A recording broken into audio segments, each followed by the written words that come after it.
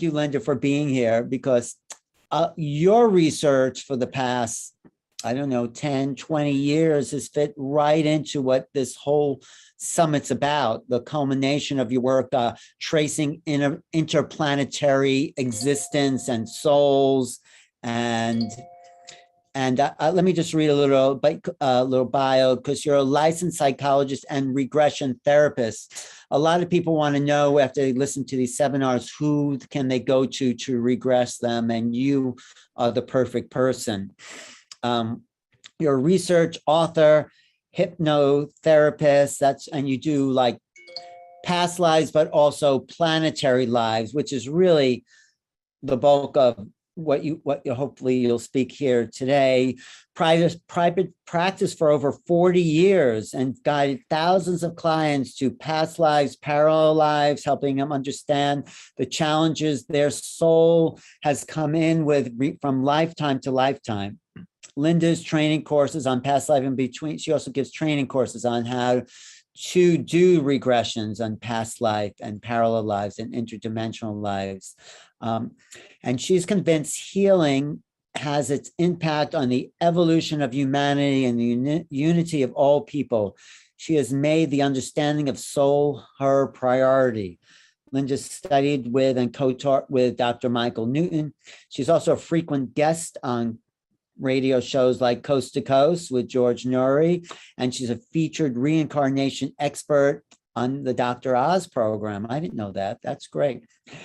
She conducts workshops all over the US, and now she's doing it on Zoom, and it always deepens her understanding of human evolution, consciousness, and this ongoing study of regressions to parallel interdimensional interplanetary lives. And her website, the Raven Heart Center in Boulder, she's been there since 1997. And her deep focus is on universal understanding and awareness of soul evolution. So also you're the author of Your Soul to Light, Evolving Soul, The Souls on Earth. And I'm so happy you're here today, because your background, your studies gives a foundation to everything we're talking about today. So thanks, Linda. And totally my pleasure. Let me pop up share screen and I'll dive in, because I know that time is of the essence. It's always of the essence. Thanks for being here. Just go ahead. So it's all yours. Okay, it's great to be here and an honor to, I've been listening off and on all late morning and afternoon, and what great, incredible wisdom. So, okay, let me dive in, and let me make smaller so I don't have pictures covering my screen. I'm going to talk about starseed incarnation on Earth.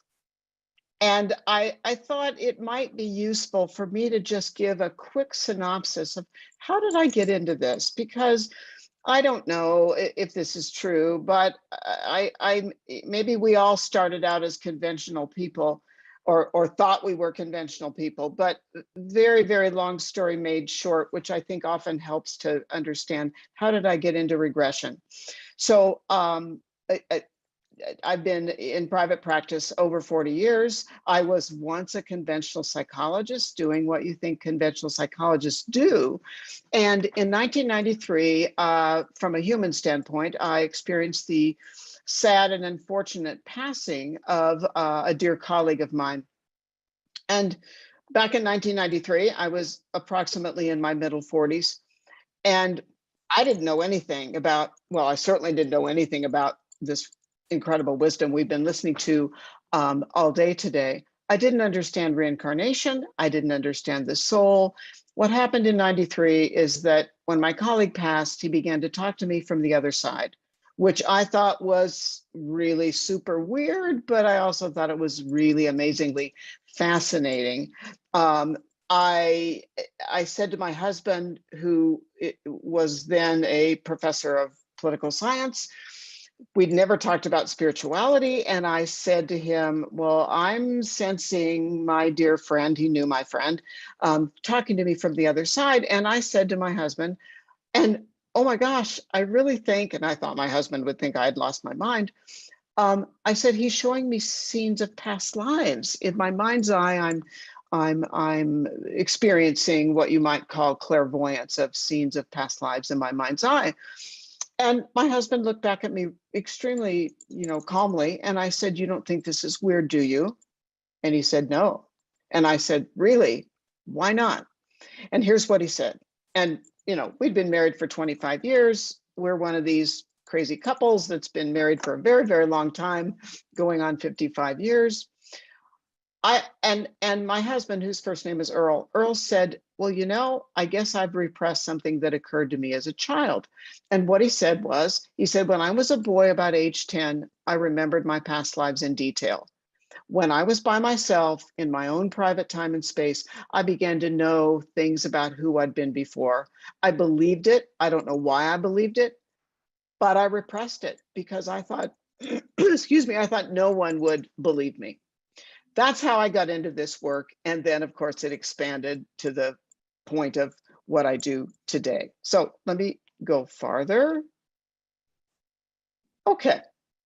So what is soul regression? I just want all of you to comprehend the primary resource for me of information that I believe is true is client by client by client by client, a little bit of channeled validation from a couple of capable channels, but primarily about 28 years of guiding past life regression and soul level regression. And that's where this knowledge comes from of listening to my clients.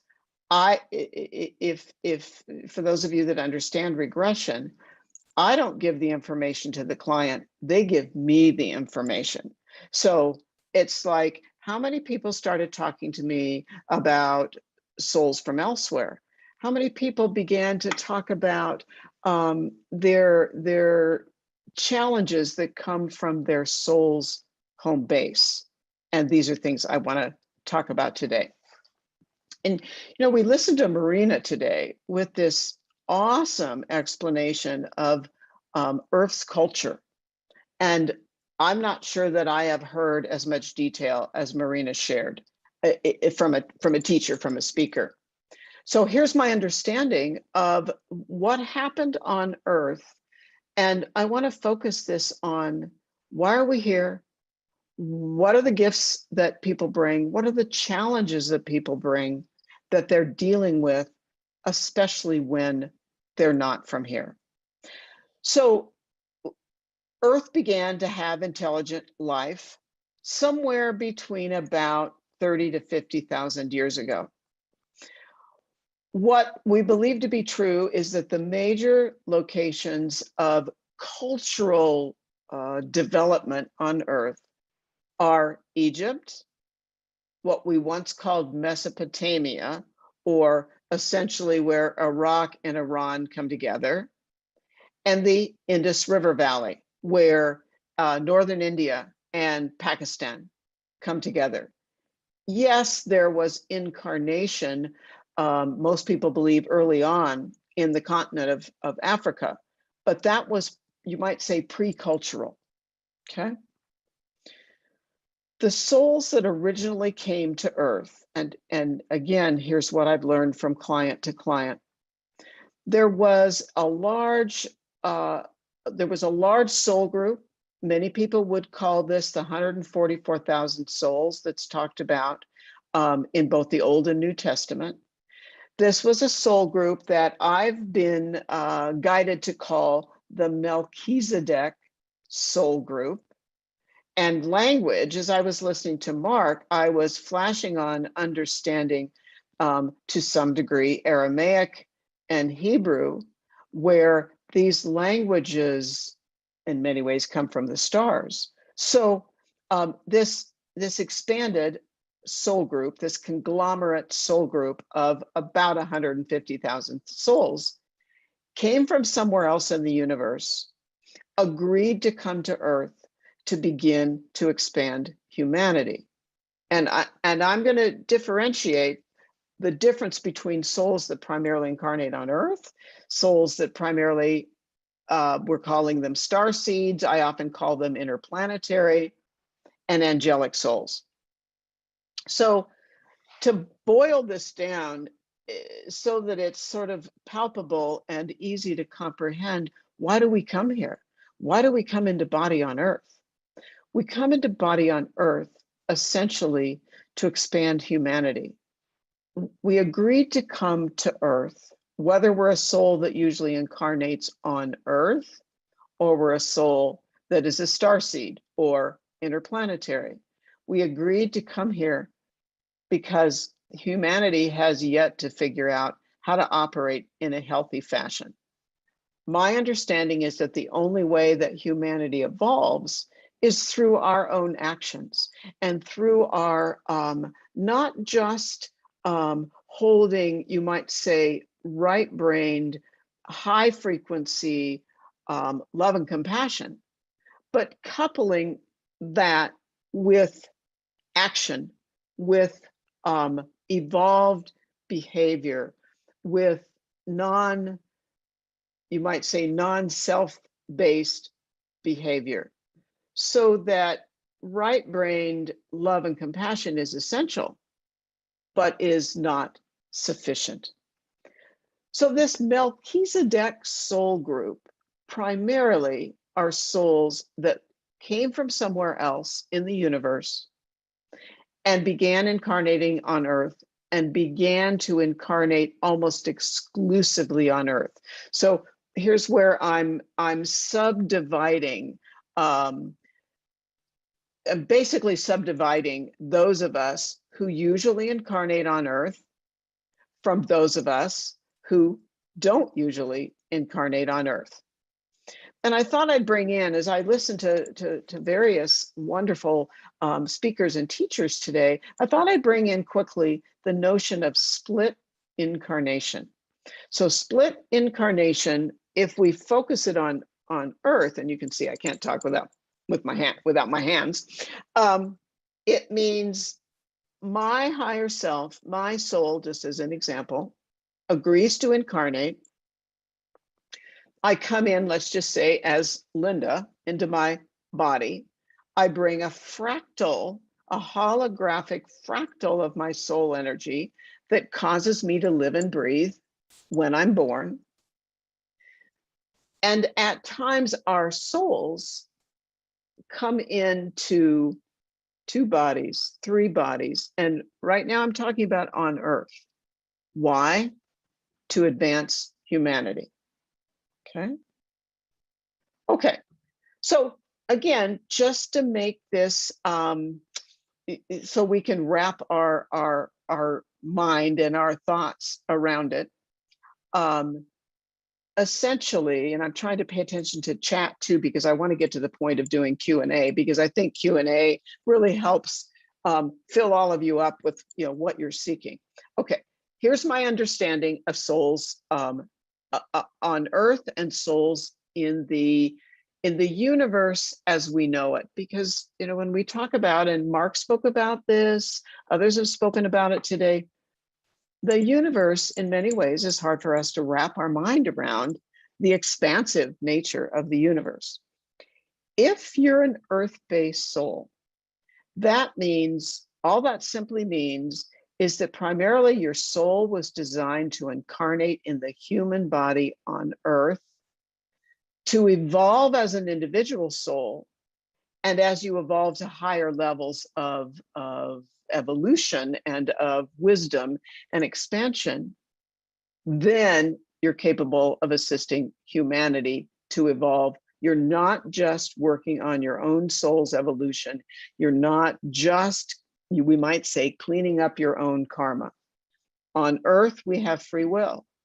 So it's the one place that, as I understand it, in the universe where we have free will. We can go against our pre-birth plan.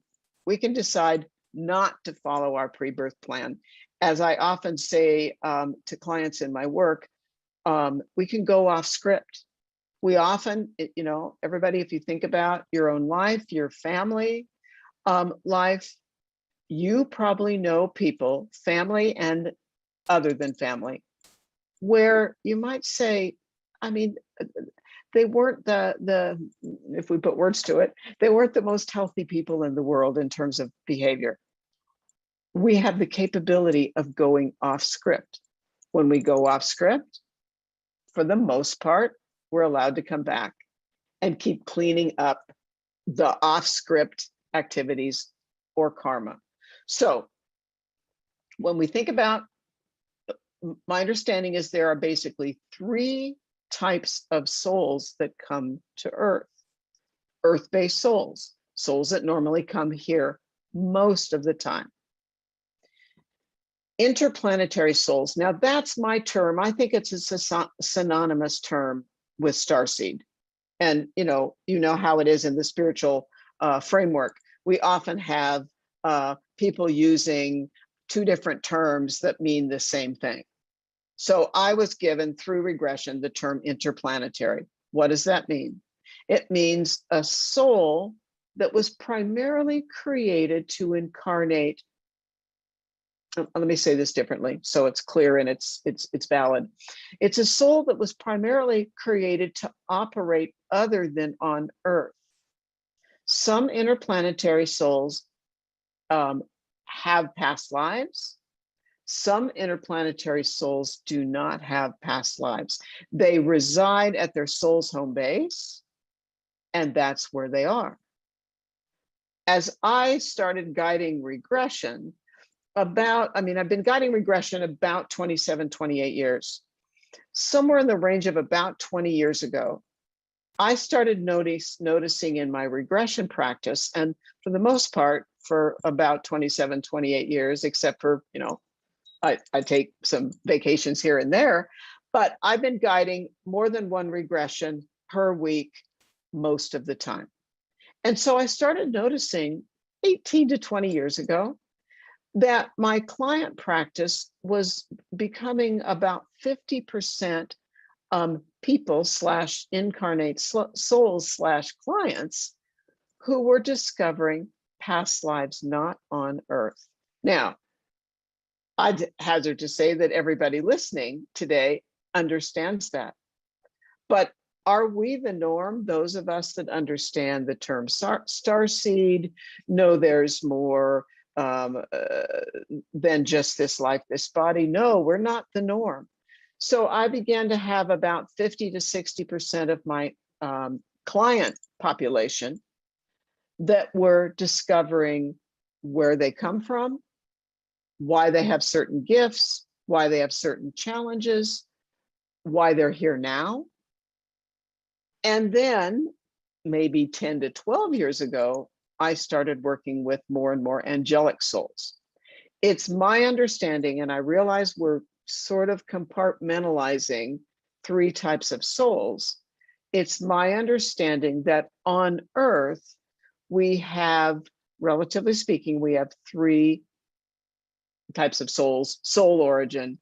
Earth-based souls, I happen to be an Earth-based soul.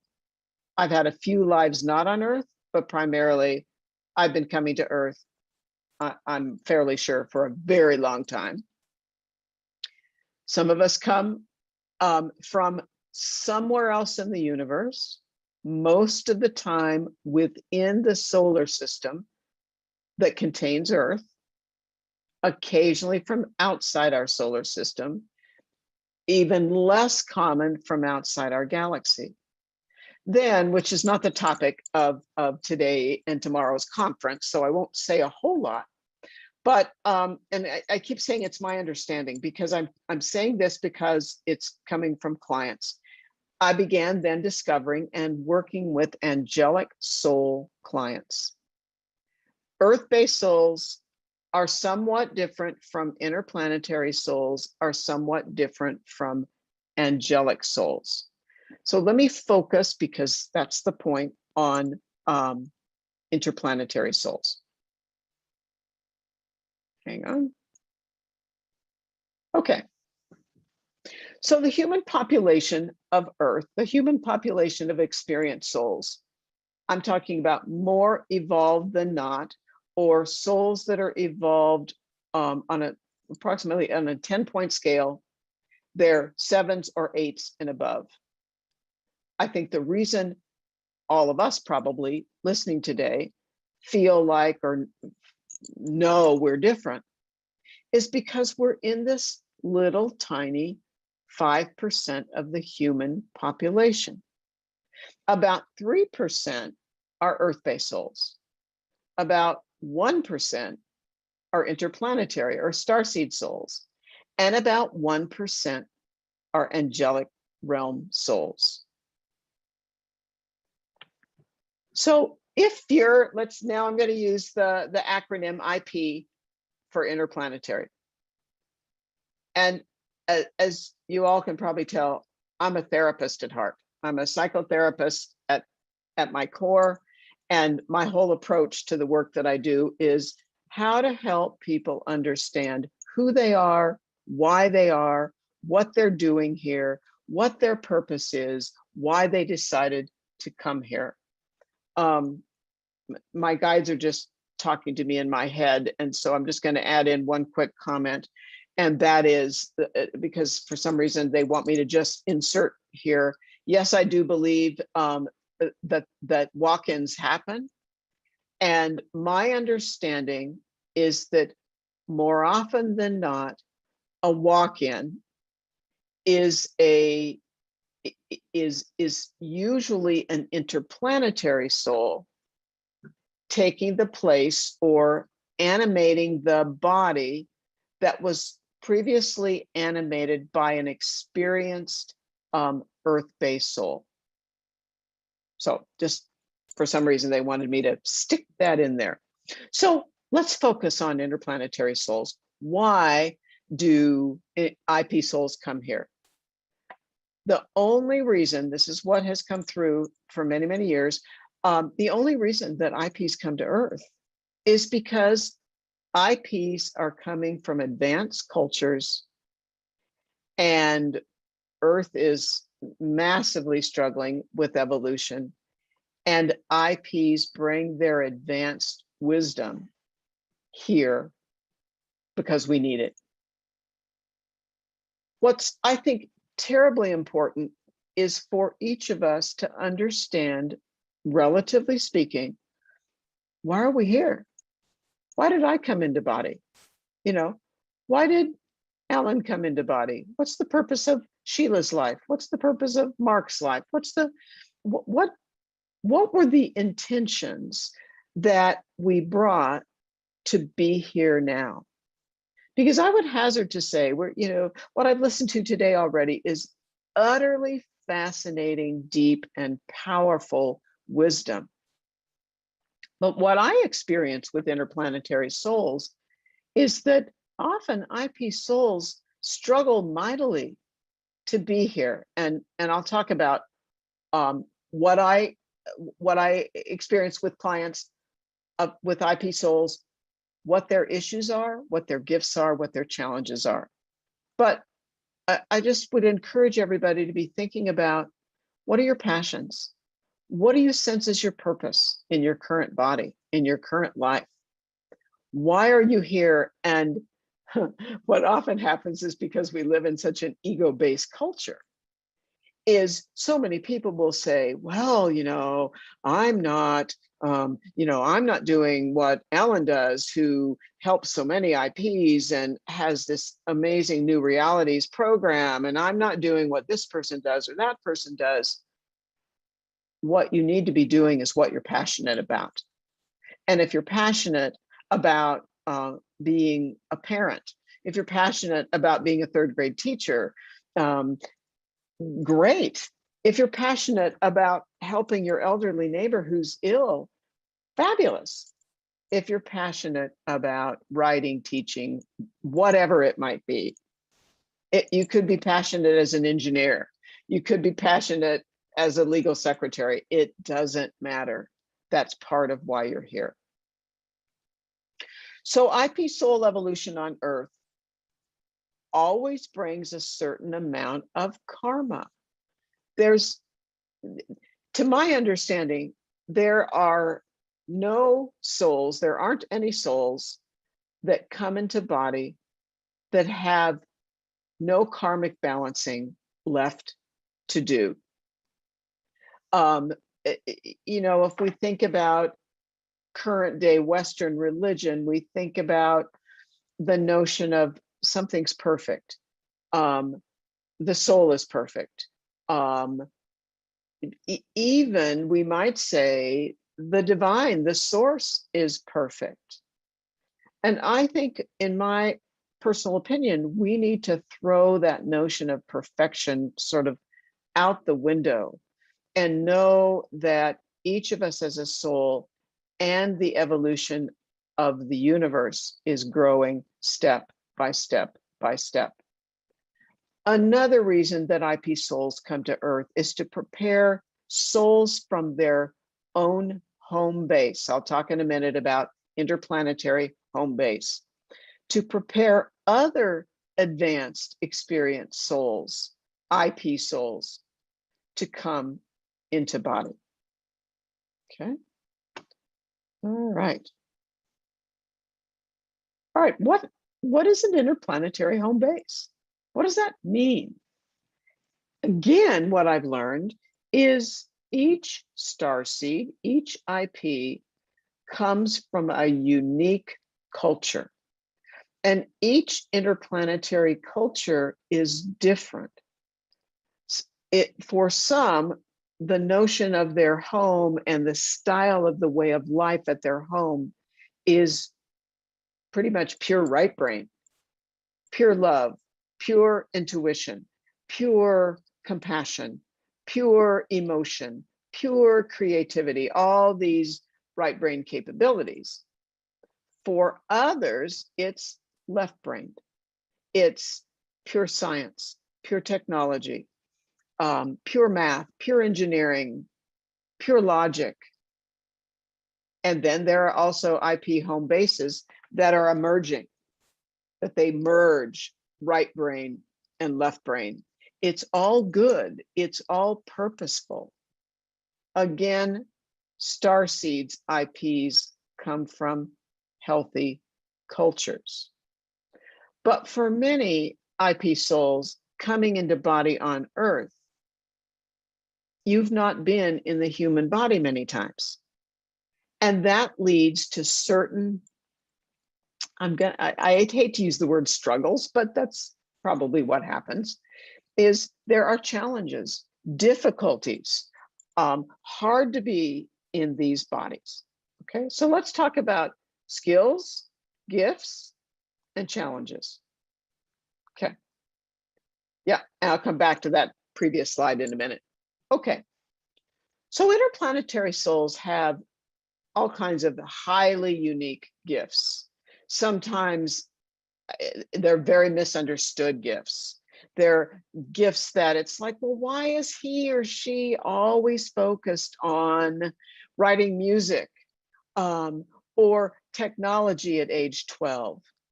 And so unique gifts would be climate. Actually, I'm flashing on, I'll share this briefly. I'm flashing on a recent client, a man born and raised in South America, born and raised in a very, very poor family. And from the time, almost as far back as he can remember, he cared about the trees, the amount of rain, what was growing in the forests and the areas of nature around him, and it fascinated him. No one understood why he was into that. Today, this man has a PhD in, with some fancy terminology, which I can't remember, is a PhD in the science of forests and the needs of sustaining forests and water. He's an interplanetary soul. He consults all over the world. He struggles with, now I'm flipping to the, what are the challenges? He struggles with humid weather. And he actually lives somewhere where there's pretty significant humid weather. He struggles with humid weather and ends up, if he spends too much time where it's terribly humid, he gets a rash all over his body from head to toe. When we did his regression, we came to understand who he is as a soul, where he comes from as a soul, and what this humidity issue is all about. So other challenges, just as examples: learning difficulties, chemical sensitivities, autoimmune disorders, allergies, digestive issues, and being diagnosed on the autistic spectrum. And I'm talking about obviously adults and children. Marina was talking about indigo, crystal, and rainbow children. And yes, they fit this category. And I do some work with older children, with children at least 13 and above. I work most of the time with adults. And so we're talking about adults who have struggled with 3 autoimmune disorders for 12 years. And it's finally explained because we discover they're an interplanetary soul. Or someone whose diet is so incredibly narrow because they can only eat, 10 different things. Oftentimes, those are interplanetary souls. Let me say a little bit about Interplanetary Home Base and the body, the way of life of IP souls. So, as probably all of you that would be interested in today and tomorrow, IP souls come from planets, star systems, and interdimensional space. Sometimes there's density where an IP soul comes from, the soul's home base, and sometimes there's complete lack of density. So, I feel like as I've listened to the presenters, and obviously I can't ask all of you as listeners, that you have a sense that IP souls at their home base sometimes have dense bodies with unusually shaped heads, elongated bodies, elongated arms, lizard-like skin. Many IP souls don't communicate verbally. Many IP souls don't have families. There may not be romantic relationship. There may not be procreation as we know it. And for me, again, the therapist in me is working with clients who don't understand why no one gets them, why they have the physical problems they do, why they have the emotional issues they do, why they have the gifts that they do, and what that's all about. I thought I'd just mention a highly unique client that I've worked with a number of times. That is, I think I learned about a new home base from this particular client. So being very cautious about confidentiality, this is a woman, 40s, early 50s maybe. She's a medical doctor.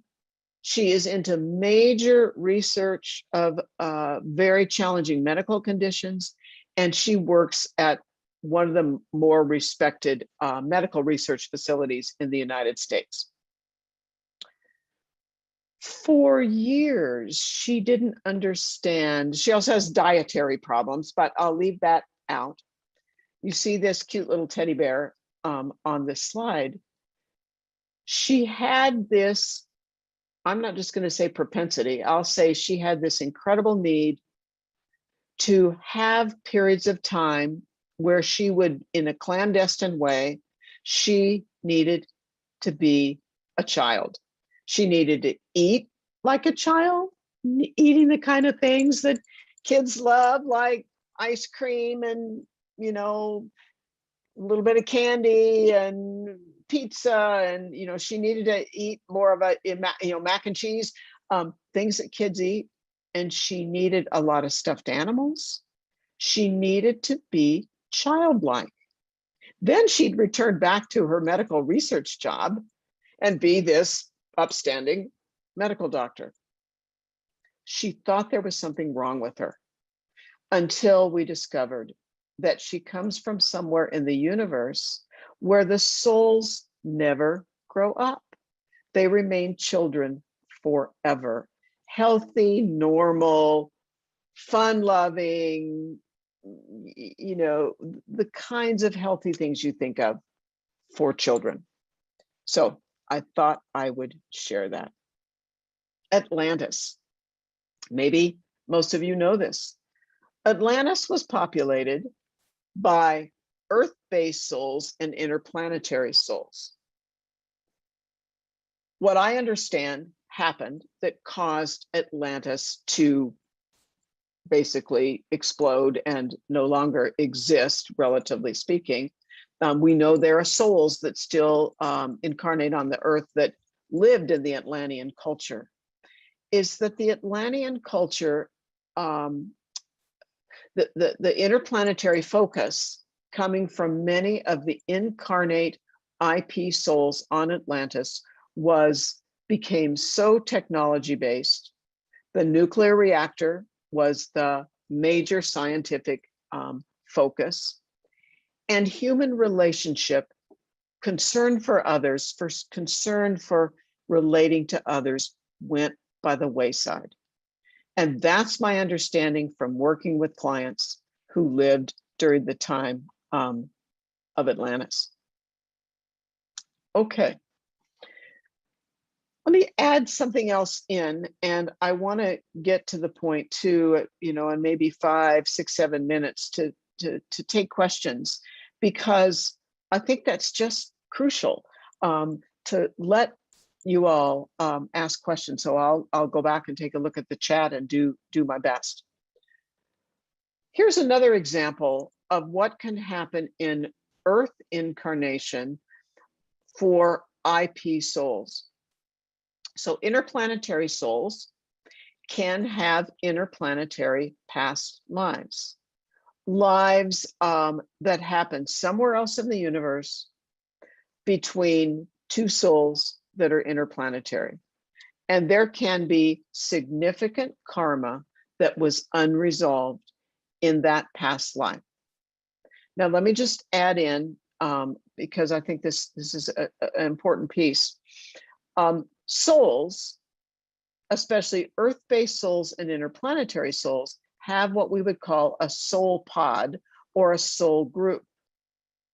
So Earth-based souls begin their incarnation belonging to a soul group of about 10 to 20 souls with whom they have the most lives. Interplanetary souls also begin their interplanetary experience before they come to Earth, if they come to Earth. And interplanetary souls have very small soul pods, usually 3 to 5 or 6 souls. But if you're an interplanetary soul, there are a small number of souls with whom you've likely had past lives that you've known since the inception or the creation of your soul. Interplanetary souls can have past lives that are IP past lives, not Earth past lives. And then that past life karma can be brought into an Earth life with 2 interplanetary souls who both agreed to come to Earth, and yet then meet. Sometimes they're family members, sometimes they're friends, and they struggle with current life karma on Earth with a soul that's also obviously on Earth, but they are bringing in past life IP challenges. Okay. I'm going to add in one more piece, and then I think going to questions might be a good place to go. There's so many things I could say. Let me go back again, because I hear my guides just asking me to say one more quick thing. Yeah, I'm trying to think for a minute so I can give this a little bit of clarity. So I want all of you to think about the notion of split incarnation. Why? Because I suspect that anybody listening to as advanced a program as you're listening to today and tomorrow, that the bulk of all the people giving talks, as well as the people listening, and maybe the people that will listen later on, if you can access this recorded and archived, is that you are advanced Earth-based souls, you're advanced IP souls, and you also might be an angelic soul. If you're EB or advanced or Earth-based, and everybody, a lot of people misunderstand. They think I'm saying earthbound. That's a different term. Earth-based just means you normally incarnate here. If you're Earth-based or you're IP, it is highly likely that you have a split incarnation. And I'm talking about another soul, another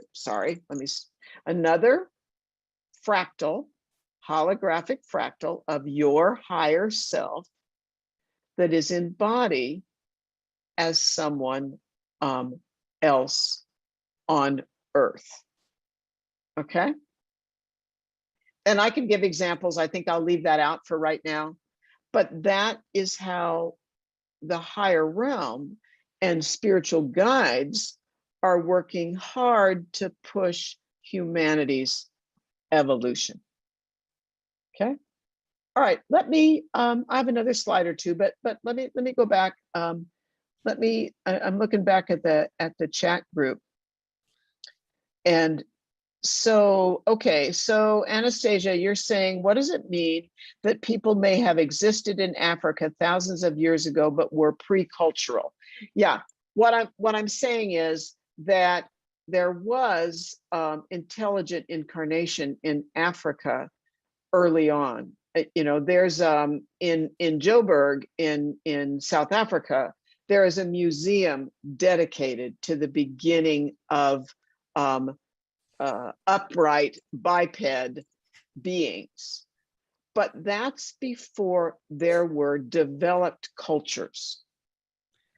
That was not a time of cultural development. Could So it be, Linda, that they were all sort of living in paradise and didn't need culture because, you know, there's an abundance of everything and they were at a level of more of a cosmic consciousness in a sense? I think that's possible. My hunch, Alan, is that as incarnation began on our planet, beings had to evolve. Sort of Neanderthal beings had to evolve to the point they had to figure out the basics of how do they find shelter, how do they find food, how do they, you know, make their own tools, and they hadn't reached the point that they were advanced enough to begin to create cultural development. Right. And I'm just saying maybe they didn't need to, but because they were already had everything they needed, but I don't know. Well, yeah. But Kevin has a question there. Do you see that? I do. Can you identify? Yeah. Can you identify with your soul source without a regression? Great question, Kevin. Absolutely, the answer is yes. Any kind of intuitive practice, whatever your spiritual intuitive practice might be, as well as dreams. I think there are many people that have connected with who they are as a soul and with their spiritual guides. And in a second, Kevin, let me say a couple things about spiritual guides, because that comes through in regression, most all regressions. But the answer, Kevin, is yes. Trust your intuition, strengthen your intuitive capability, focus on, this is a couple of tips, focus on what are your intuitive strengths, because we're all different. Some of us are visual, some of us are emotion-based, some of us are body sensation centered with emotion, and some of us are cognitive with our intuition. And it can be a blend, but like I had to learn that my cognition, because I tend to lead with my left brain, my cognition was one of the ways my guides talked to me in my head. Yeah. Well, let me just add in one quick thing. Spiritual guides. It's my understanding, none of us, when we're in body on Earth, and including at the soul level, are without at least a spiritual guide. For Earth-based souls generally have more than one, let me say it this way. Earth-based souls usually have a team of guides. Your spiritual guides are always somewhat more advanced than you. But in contrast to that, interplanetary souls sometimes get confused or struggle to connect with the spiritual guide. And it's because interplanetary souls that come to Earth, again, starseeds, say it with that terminology, starseeds that come to Earth are always highly evolved. That's why you come to Earth. For an interplanetary starseed, combine those two, for an interplanetary starseed soul, your guide may be your own higher self. And that may have created confusion for you. You may be seeking to feel like you're connecting with a separate soul when you're connecting with your own soul. So I hope that helps. Under Q&A, if you go to Q&A, Eric has a question. Is it possible to go off script in a positive way and improve the plan on the fly once you know what you're dealing with down here? I mean, I can give a simple answer is yes. And that's what I call an addendum. That often means you came into body with a pre-birth plan. For the most part, you satisfied your original pre-birth plan and you're not ready to leave the planet. And so I call that an addendum. Yes, you can expand your pre-birth plan, and it often happens, but I would hazard to say only for an experienced soul, what we might call a 7 and above, a 7 to a 10 in terms of soul evolution. Yeah. I have a question, Linda. Okay. We talk about incarnating in different places, different planets, and some people never incarnated Earth. And I love the fact that some people only have one incarnation. It's ongoing forever, which is really the essence of the soul. But why? I mean, because all souls were created from the same source. Why do some souls choose Earth or not Earth or other?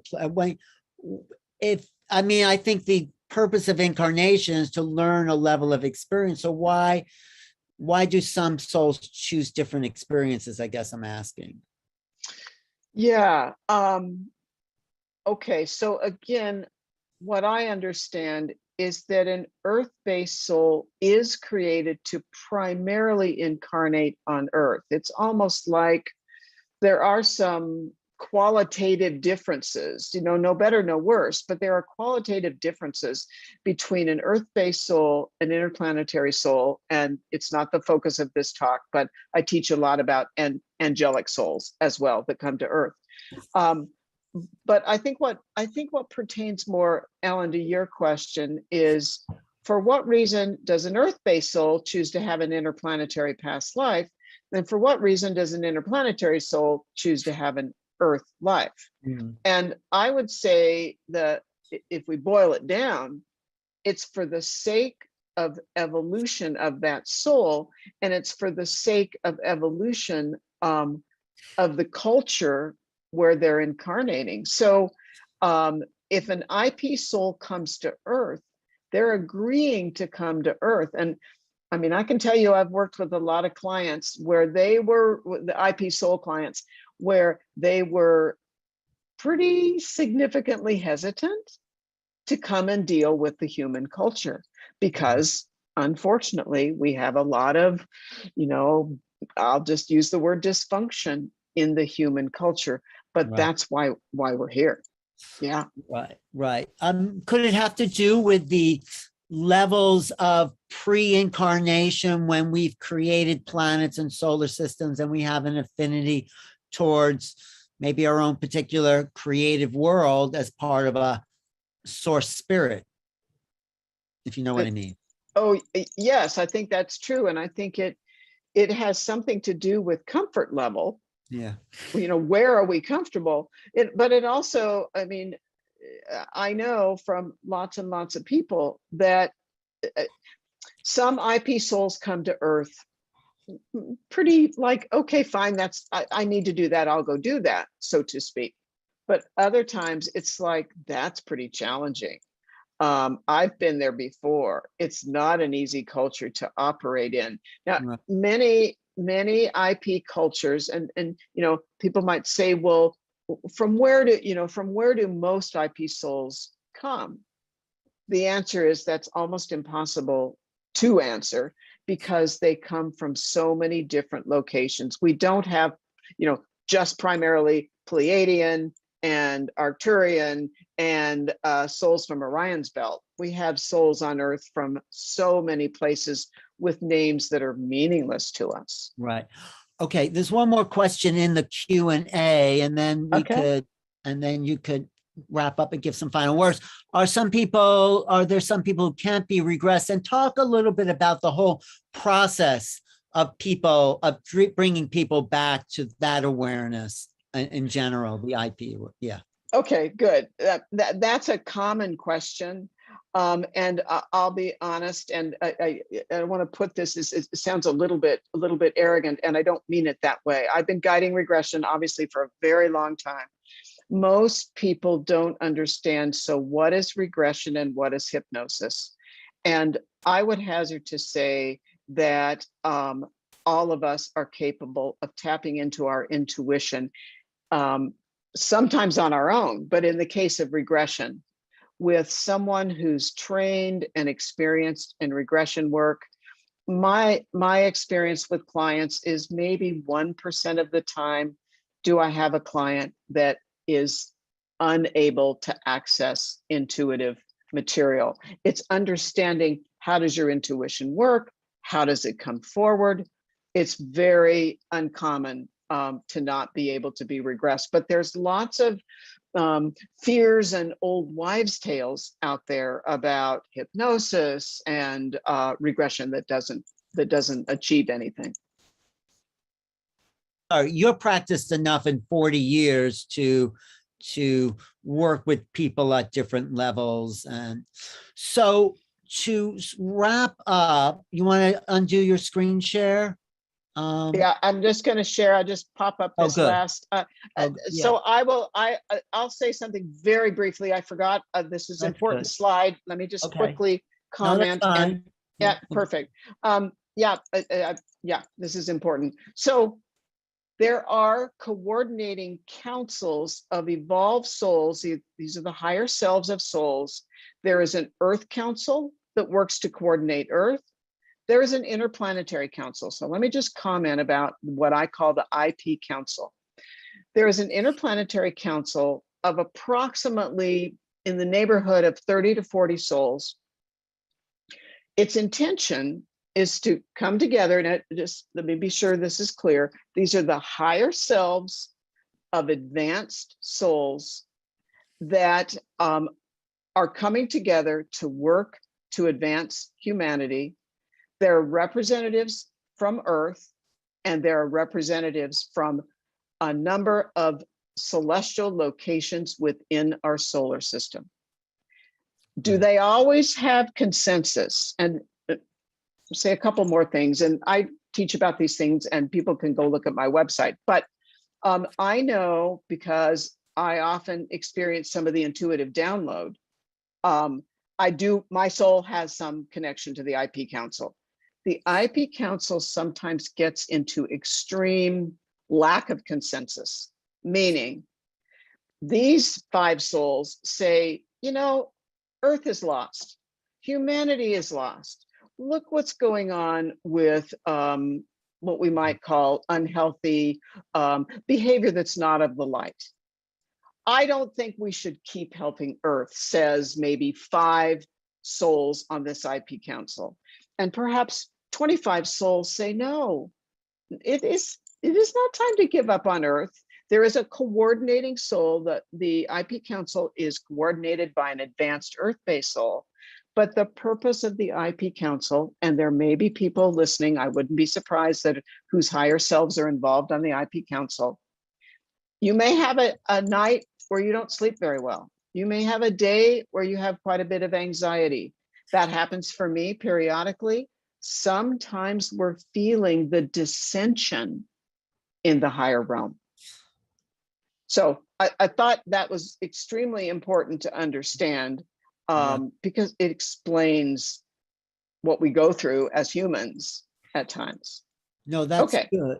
But is this how we can get in touch with you here? Yeah, so this is where you can find me. Here's my website. Obviously, I guide individual regression almost totally remotely at this point. So it doesn't matter where you live. I do remote work. You can find me on my website. ravensheartcenter.com out of Colorado, although you can be anywhere now. But you also do classes, you do trainings, you do whole 6 week courses. I think you were giving a 6-week course. I'm currently teaching a 4-month course. 4-month? Yeah.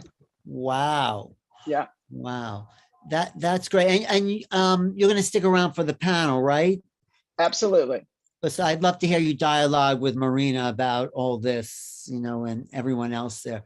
Well, Linda, thank you. It's been my pleasure. It's another great addition to this day that is so multifaceted, but focused on the same kind of theme of who we really are as soul incarnate beings. So thank you for your 40 years of work. Thank you for having me. Yeah. I wanted you to be in this community when I had met you a couple of years ago, and I think it's great. And thank you. Shield is a great resource. So thank you. We'll see you in about an hour then for the panel. Sounds perfect. Thanks. And